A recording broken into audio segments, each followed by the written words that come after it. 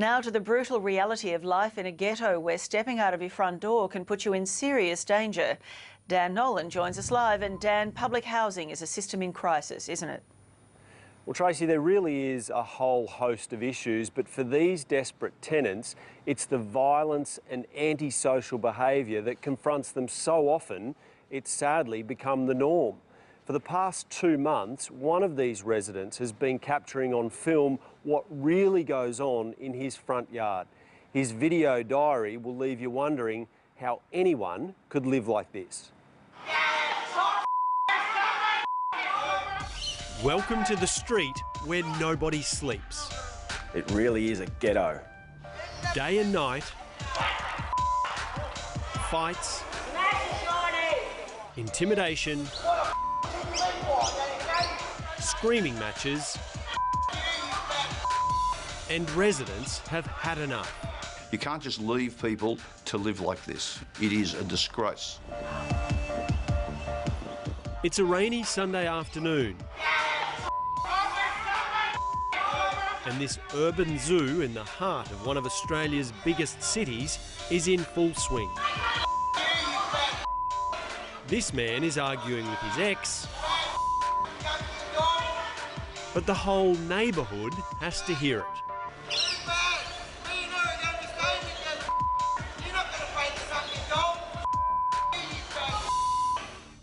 One nearby resident is so fed up with it, he spent the past 2 months filming the entire spectacle for us all to see. I've written complaints and it gets me nowhere, so I thought people really need to see what it's like to live here.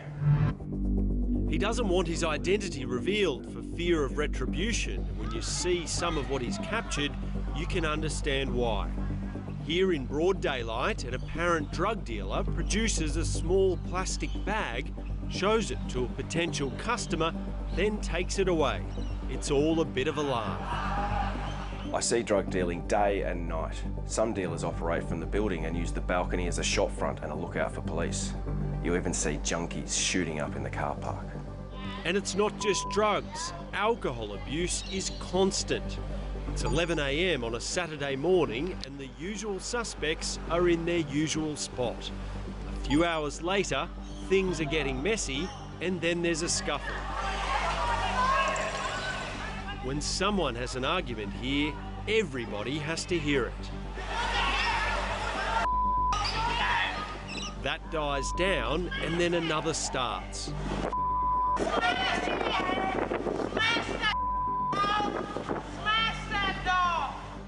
But when her demands for violence are ignored, she starts a fight herself.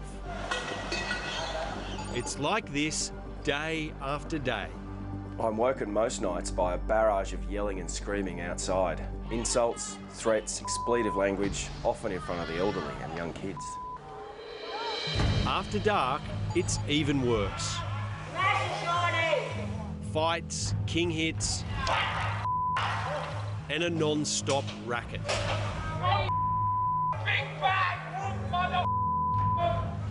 This is a Monday night. A big day of drinking and the trouble is about to start.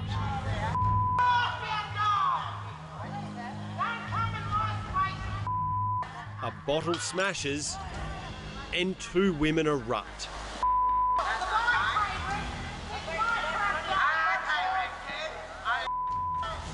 Not a care in the world for the taxpayers who really own the property, let alone anyone trying to sleep.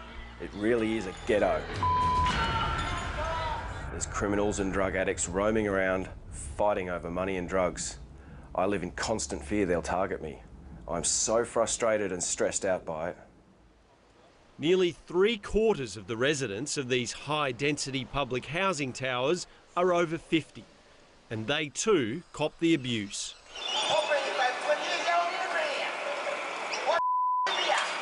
This inexplicable argument is about who's lived here the longest.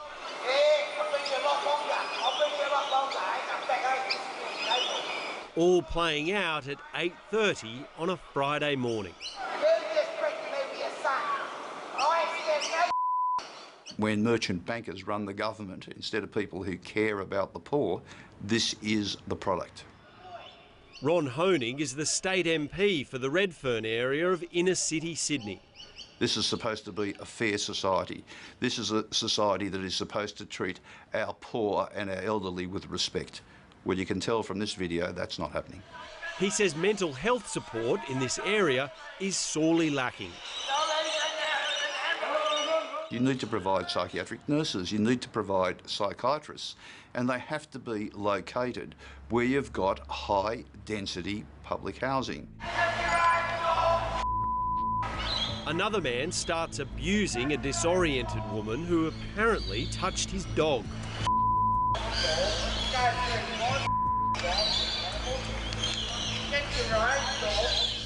She was sleeping outside on a mattress and now finds herself under attack from a second man.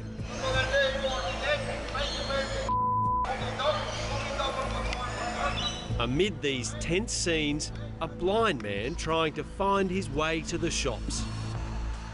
There's abuse, there's fights. Alan Humphreys represents tenants living in one of these towers.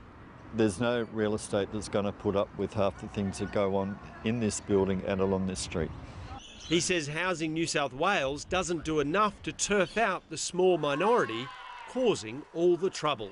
Housing need to act upon complaints, official complaints that are in writing, and go through to the end of that process and evict tenants that are being the offenders.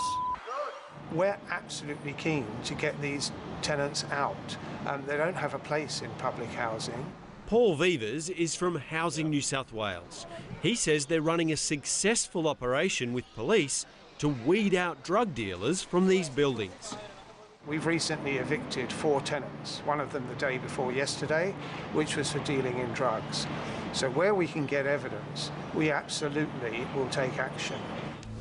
He says tenants don't always need to give evidence in court. An anonymous tip-off can get the process started.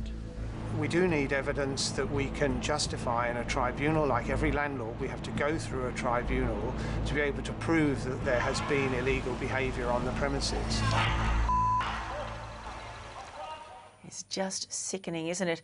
And if you have video of problems where you're living, you can send us an email.